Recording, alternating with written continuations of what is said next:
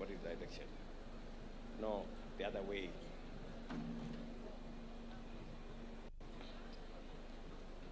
Ndugu wananchi wa Wajir, hamjambo? Wajir hoye! Wajir hoye! Leo si leo. Assalamu alaikum. Asanteni sana.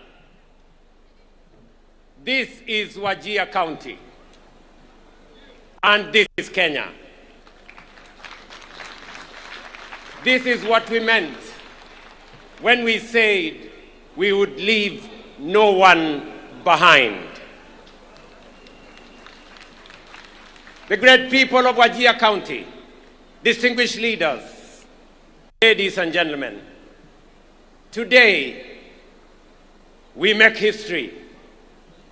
For the first time in 63 years of self-rule and national celebration, Madaraka Day is being hosted here in Wajir, in the heart of northern Kenya. This is not a mere ceremonial gesture. It is a national declaration.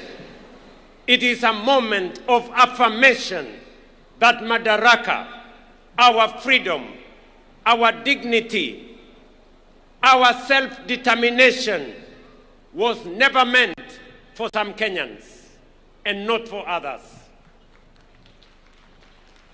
It was never meant for some regions and withheld from others. Madaraka belonged, still belongs, and will forever belong equally to every single Kenyan. Fellow citizens, on Madaraka Day in 1963, our freedom fighters did something consequential. They secured the transfer of political authority from colonial hands into African hands and into Kenyan hands. But self-rule was never simply about changing who holds power. It was about beginning the long but necessary journey of building a nation worthy of the sacrifices that secured its freedom. That promise, that work in progress, is the reason we are here today in Wajir. Decades after independence, this region was left behind through neglect, marginalization, discrimination, and policy failures. Sessional paper number 10 of 1965 entrenched a development paradigm that concentrated development in the so-called high potential areas. Vast regions like the former northern province were classified as marginal, as lesser, and as undeserving. The consequences, ladies and gentlemen, were devastating and long-lasting. Decades without adequate roads, without water, health, or schools. Communities pushed to the fringes of their own republic. Their patriotism questioned, their citizenship doubted, their aspirations undermined.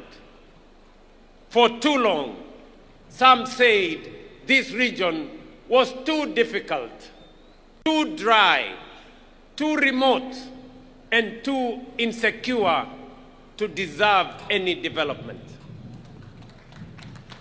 That was wrong then. It is wrong now. It will forever remain wrong. But we are dismantling that legacy of exclusion, one road, one health facility, one school, one project, and one opportunity at a time.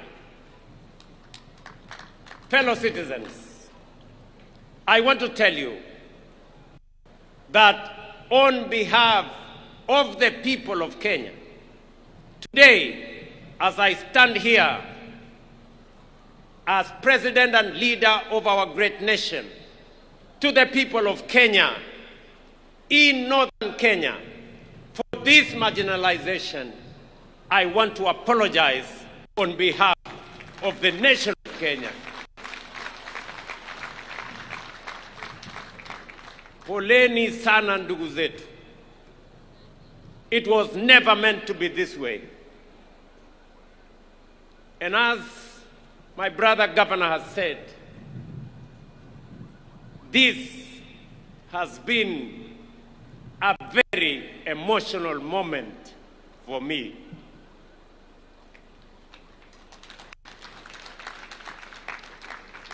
I want to tell you the story of Bakaja Ibrahim Osman. He was born here in Wajir, east of this county in the early 1960s. His parents were born here, but for years, every time Osman went to apply for identity card, the most basic document of citizenship, he was treated not as a Kenyan, but as a suspect, an illegal alien. Every time he was asked for extra documents, subjected to additional vetting, and sent from office to office, year after year. Osman was not alone.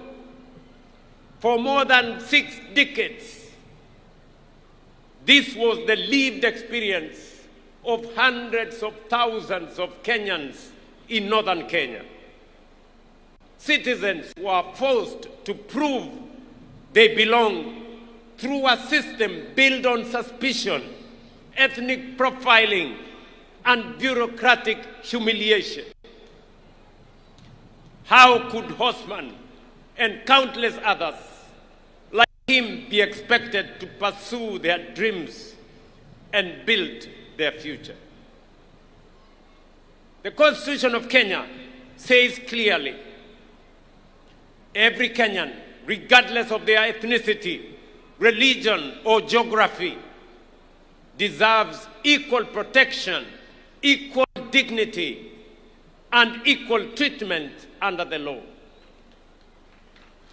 That is why in February 2025, right here at Orahes grounds in Wajir town, I signed the Presidential Declaration on registration and issuance of IDs and birth certificates in northern Kenya and other counties, ending that system of discrimination.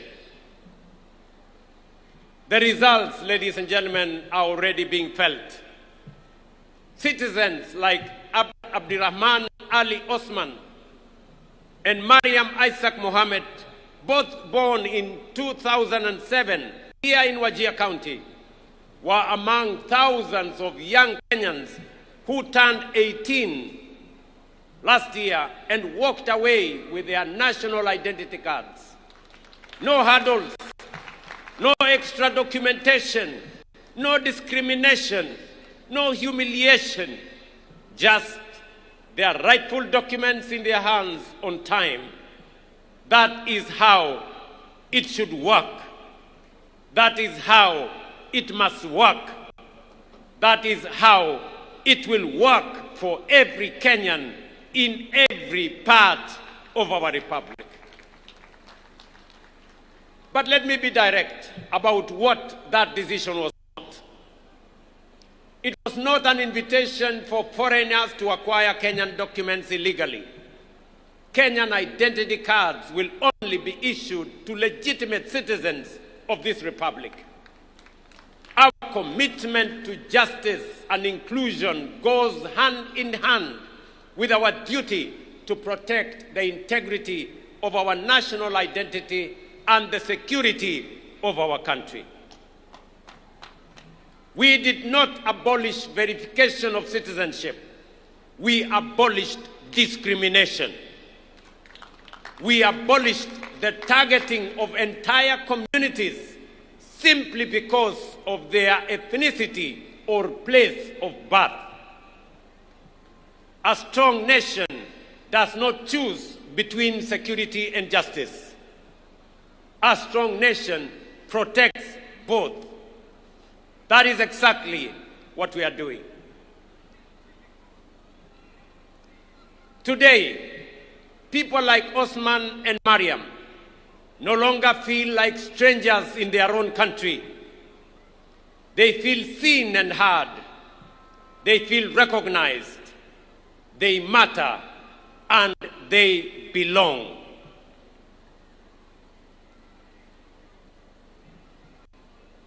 Ladies and gentlemen, yet we know that inclusion does not end with recognition. It must be reflected in people's daily lives, in the education of their children, the health that they access, the opportunities available to their young people, and the roads they travel on. That is why the bottom-up economic transformation agenda was conceived not merely as an economic program, but as a deliberate strategy for inclusion. This administration, my administration, has deliberately invested in northern Kenya and historically marginalized regions of our republic. Of all the investments, ladies and gentlemen, we are making in northern Kenya, none is more important than education, which is also the theme of this year's Madaraka: education, skills, and the future. Of all the tools a nation possesses, education is the most potent. It is the bridge between promise and possibility, between poverty and prosperity, and between exclusion and belonging. Unlike in 1963, the next frontier of Kenya's liberation will not be fought on conventional battlefields. It will be won in classrooms and lecture halls, laboratories and workshops, and in innovation hubs. The nations leading the world today and their position: South Korea, Malaysia, Singapore, invested in science, technology, engineering, and mathematics education and became a technology powerhouse. Singapore turned it to its people into the greatest resource. Finland built a knowledge economy through sustained investment in learning. Kenya is decisively moving in that direction. The competence-based education and training system is transforming what learning means in Kenya. It is equipping our children not merely to pass examinations, but to think critically, solve problems, innovate, and compete on the global stage. It is designed around a simple but powerful belief that every child has unique abilities and talents worth discovering, nurturing, and unleashing. What particularly encourages me is that 52% of learners in the first ever grade 10 cohort have chosen the STEM pathway. This tells us that a new generation is rising, one that will drive Kenya and Kenya's industrial transformation, power our technological advancement, and build the innovation economy that will define our nation's next chapter. That is why this administration has made education not just a priority, but the foundation of our future. No nation can rise above the knowledge, the capabilities, and the skills of its citizens. Our education budget has grown from 500 billion in 2022 to over 702 billion today. We have hired more than 100,000 teachers in just 3 years, with 20,000 more set to be hired this year, making it one of the most ambitious teacher recruitment drives in our nation's history. Most importantly, and as a source of pride for the people and leaders of Northern Kenya, 3 years ago, we agreed that the lasting solution to teacher shortages in this region was to train more local teachers. That is why we operationalized the Wajir and Kutulo and Mandera Teachers Training Colleges to complement Garissa Teachers Training College. Today, through this affirmative action program, a record 1,800 local teachers from the 3 counties of Wajir, Mandera, and Garissa have been employed and will be deployed in the region. Additionally, 4,616 young people from this region are enrolled in teacher training colleges, the highest number in our history. This is how lasting solutions are built, by investing in people. On infrastructure, we have built 23,000 classrooms and a further 1,000 laboratories are under construction, many of them in ASAL regions that have waited for too long for modern learning facilities. At the same time, more than 850,000 young Kenyans are enrolled in our technical, vocational education colleges, acquiring the skills, the tools, and the confidence needed to build this nation with their hands from the bottom up. Here in Wajir and across northern Kenya, our commitment is this: no child will be denied the opportunity to learn because of geography or historical neglect. School feeding programs are already supporting 2.4 million learners in arid and semi-arid regions. While we continue to deploy teachers, build infrastructure, and expand digital connectivity across this region. Yet, some children in northern Kenya and other marginalized regions remain outside the formal education system because of certain alternative learning pathways that have not been adequately recognized or accommodated within our education framework. This challenge is particularly evident in the absence of a clear framework to recognize and integrate Duksi, Madrasa, and the program for pastoral instructions into the national education system. Today, I direct the Cabinet Secretary for Education to engage all relevant stakeholders and take the necessary measures under the Basic Education Act to consult widely and recommend appropriate measures for the formal integration of the same. This will ensure that every child, regardless of background or circumstance, has a recognized pathway into learning, skills, and opportunity. Every child deserves a door into learning. It is our duty to open every door.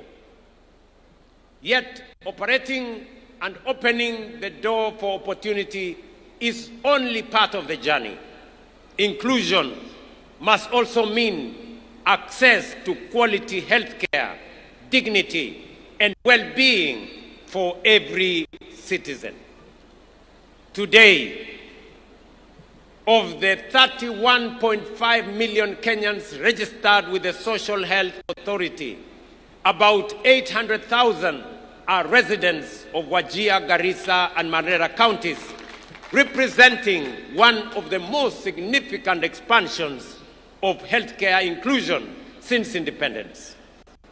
To date, SHA has paid 8.1 billion Kenya shillings in claims for services provided in these 3 counties, demonstrating the transformative impact of this reform on access to quality healthcare. Beyond healthcare, ladies and gentlemen, inclusion must translate into opportunity for our young people. Already, more than 2,500 youth across all 30 counties of Wajir County have benefited from the Nyota program through business support, capital, training, and mentorship. Across Wajir, Garissa, and Mandera counties, more than 7,200 young people are beneficiaries. We are also investing in Jitume digital hubs, ICT centers, digital skills programs, and digital infrastructure so that a young person in Wajir can compete with any person in Kenya and globally. Through the labor mobility program, we are opening pathways to jobs, skills, and international experience. Our message to the young people of Northern Kenya is simple. Your future will not be defined by geography. It will be defined by your talent, your skills, and your determination. But talent and determination flourish where opportunity is accessible and infrastructure is strong. That is why we are investing not only in people, but also the foundations of economic transformation. Today in Wajir County, through our affordable housing program, we have invested 15.6 billion shillings in the development of 4,600 housing units, including markets and including hostels, which are at various stages of procurement and construction. This is the largest housing development Wajir has witnessed since independence. One of these projects, located just 3 kilometers from here, stands as a visible symbol of our commitment to ensuring that development, opportunity, and decent living are not reserved for only a few regions. These projects are creating jobs for our young people and generating opportunities for local enterprises. But this is only one part of a much larger transformation.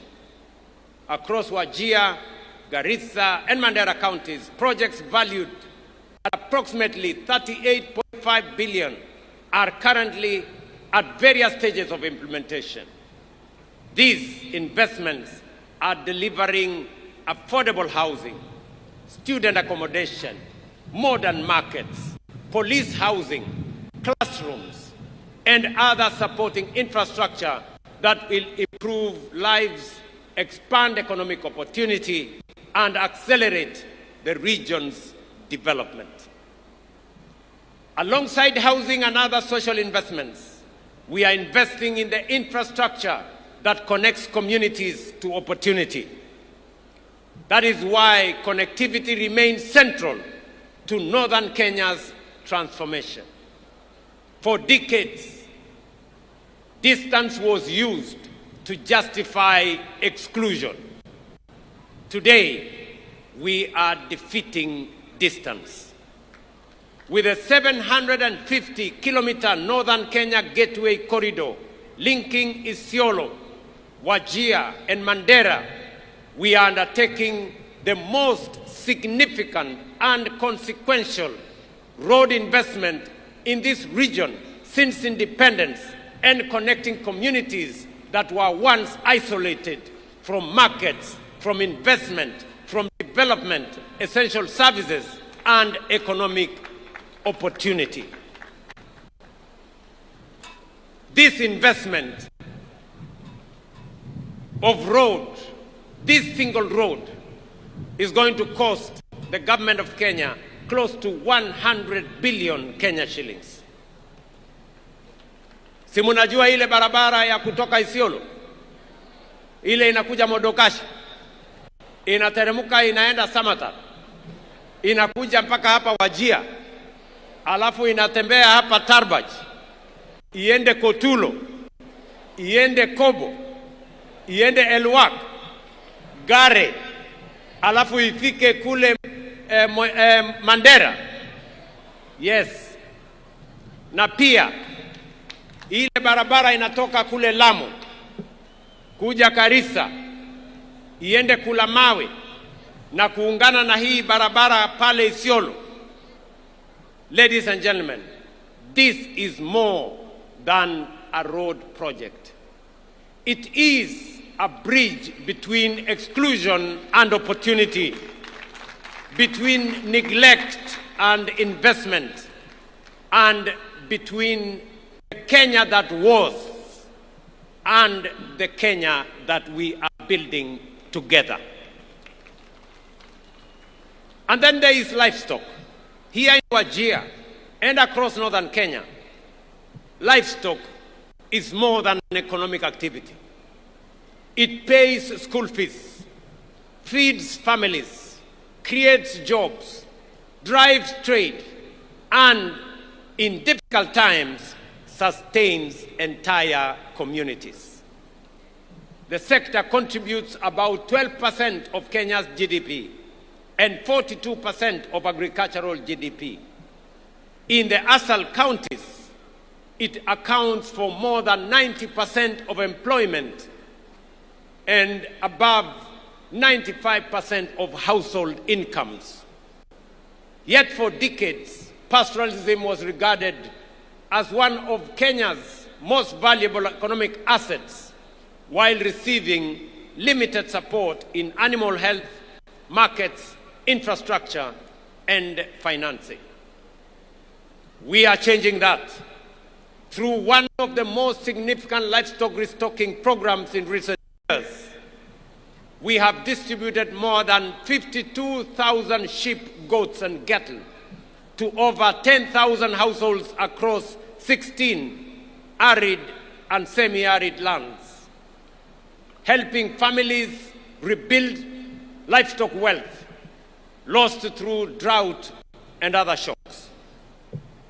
To strengthen pastoral livelihoods, we have vaccinated more than 10 million animals, expanded local vaccine production to over 123 million doses, established feedlots and hay storage facilities, restored more than 300,000 hectares of degraded rangelands, expanded breeding programs, and strengthened livestock training, marketing, and market infrastructure, including here in Wajir.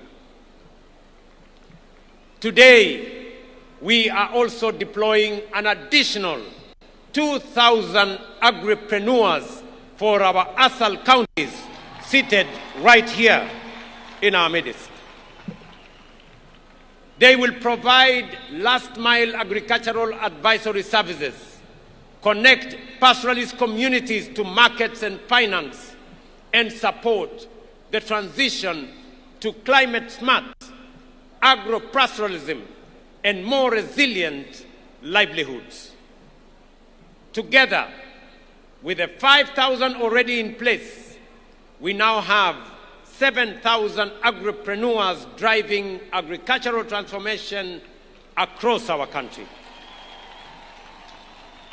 The results of this deliberate intervention are already visible. Meat exports have increased by 84% from Kenya shillings 8.9 billion in 2022 to Kenya shillings 16.4 billion in 2025. Milk production has increased from 4.6 billion liters to 5.3 billion liters, while dairy exports have grown from 4.9 billion Kenya shillings to 14.2 billion Kenya shillings. These gains are translating into higher income for livestock and pastoral communities, stronger markets for producers, and greater confidence in the future of pastoral economy. But this is only the beginning. Just as crop farmers receive deliberate government support, pastoralists too deserve support for the assets upon which their livelihoods depend, because livestock is agriculture and pastoralists are farmers. That is why we will expand livestock support program through a new phase of strategic restocking, enhanced vaccination campaigns, improved feeding programs, drought-resilient interventions, and additional feedlots. Our vision, however, goes beyond production. Just as tea farmers own their factories through KTDA and dairy farmers own their cooperatives, pastoralists too must own and control the businesses built around their livestock. That is why we are establishing a Kenya shillings 5 billion county livestock investment company initiative to support more than 350,000 pastoralists across 21 ASAL counties to form and own livestock investment companies. Through these enterprises, they will gain access to markets, gain access to finance and insurance, and value add their produce. In phase one, the initiative will improve the livelihoods of more than 2 million household members. I have directed the Ministry of Agriculture and Livestock Development, in partnership with county governments, to begin immediate registration of these companies across all the 21 ASAL counties. We will also operationalize the Livestock Enterprise Development Fund, establish a national strategic fodder reserve, strengthen pastoral cooperatives, fully roll out the animal identification and traceability system, and invest in the infrastructure needed to unlock premium export markets across Africa, the Middle East, and beyond. We must move beyond live animals exports to higher value products such as meat, leather, and dairy. For long, many looked at livestock and saw subsistence. We look at livestock and see enterprise. We see exports. We see jobs. We see wealth. And we see northern Kenya becoming the gateway of Africa's livestock trade to the Middle East and to the world. This, ladies and gentlemen, is what inclusion looks like. This is what dignity looks like. And this is what we meant when we said we would leave no one behind. Ladies and gentlemen, fellow citizens, as we look to the future, we must also ask ourselves a bigger question. what will define the next chapter of Kenya's journey. For 63 years, we have worked to expand freedom, deepen inclusion, and strengthen our democracy. Today, our focus is equally clear: to transform Kenya into a prosperous, productive, and globally competitive nation. That is the roadmap before us. A Kenya that will feed itself and export surplus to the world. A Kenya that manufactures more of what it consumes. A Kenya that creates jobs and opportunities for its young people. And a Kenya that competes confidently in the regional and global economy. Northern Kenya is not peripheral to that vision. It is central to it. For too long, Northern Kenya was viewed through the lens of scarcity.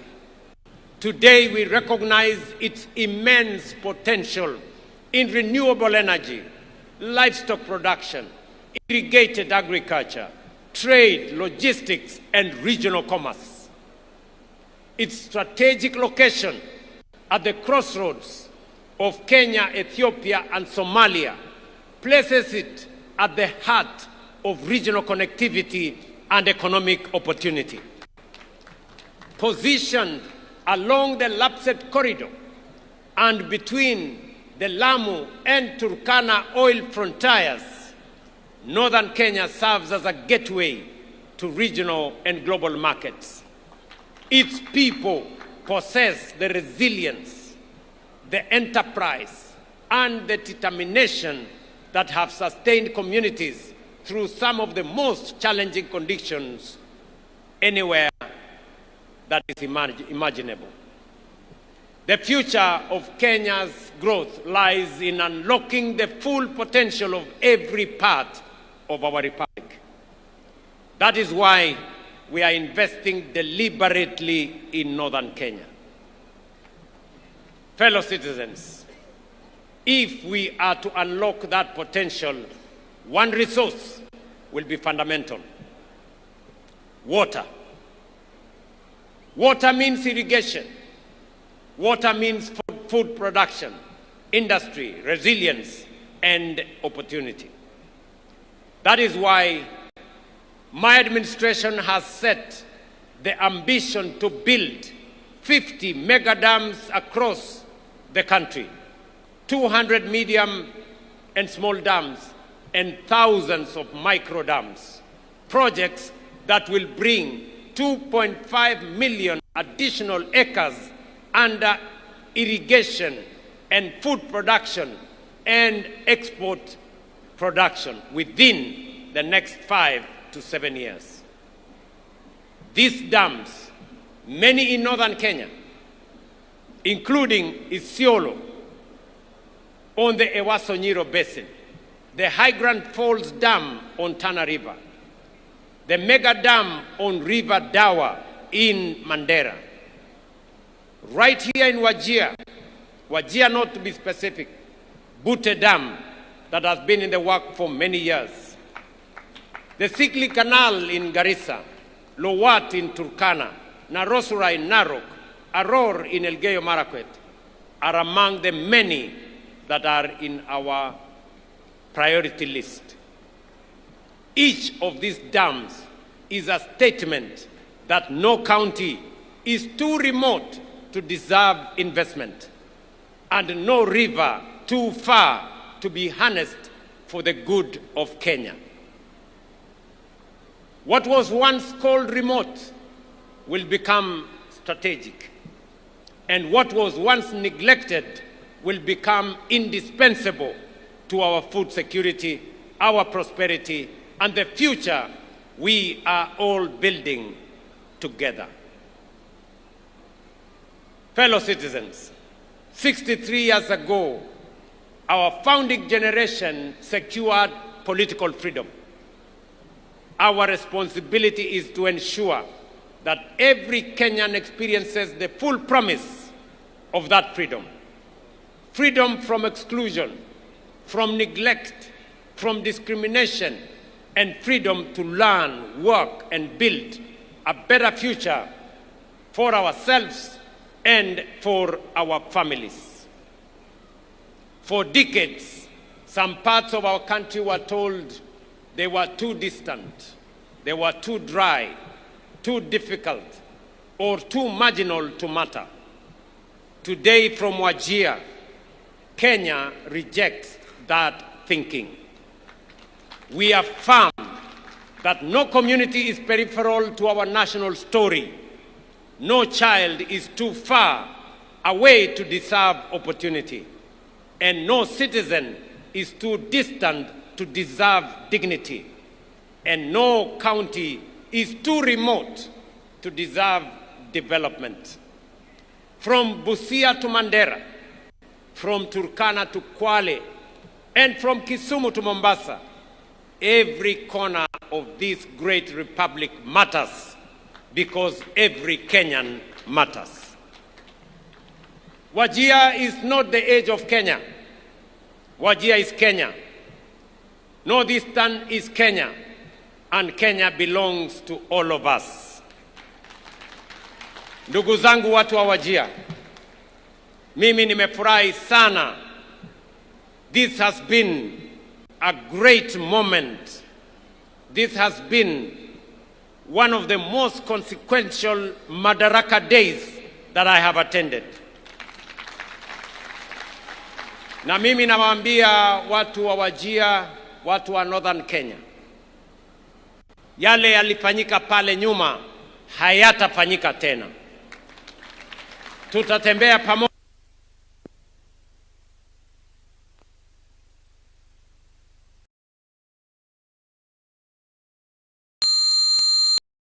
jengo kwa muda mfupi.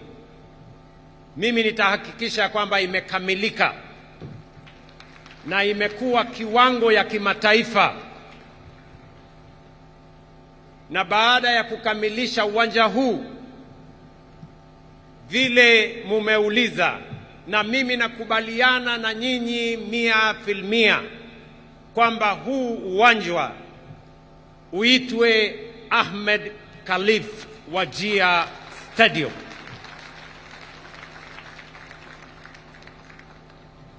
Mbali na uwanja huu ambao tunajenga na zile miradi nyingine yote ambayo yanaendelea katika kaunti hii na Northern Kenya kwa ujumla, airport yetu hapa, wananchi wa hapa Wajir muliniuliza ya kwamba uwanja huu tuwe na entry mbili, ile ya wanajeshi wetu na pia tuweke terminal building ya wananchi ama a civilian terminal building. I want to confirm to you that we have provided the necessary resources. We have done the necessary preparation.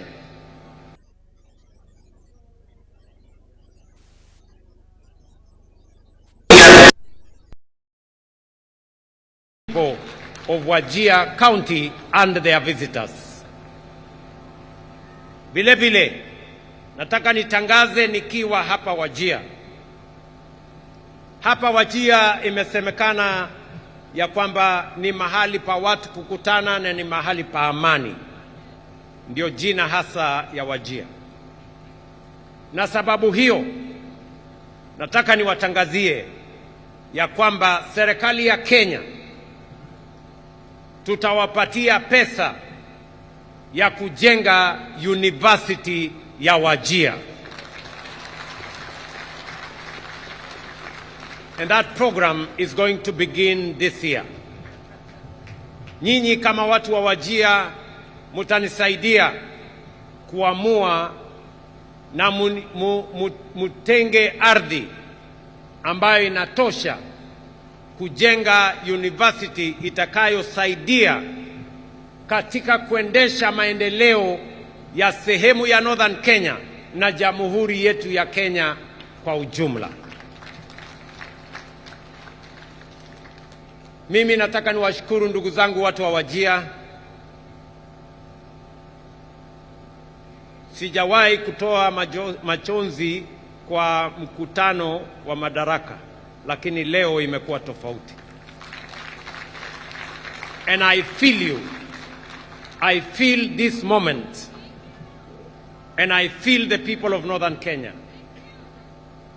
And I want to assure you that from now going forward, we are going to walk together, shoulder to shoulder, as one people, one nation with a common destiny. Asanteni sana, Mungu awabariki, ninawapenda sana, na Mungu awabariki taifa letu la Kenya. Thank you very much. Nitaomba sote sasa tusimame ili tumalize sherehe yetu kwa wimbo wa taifa.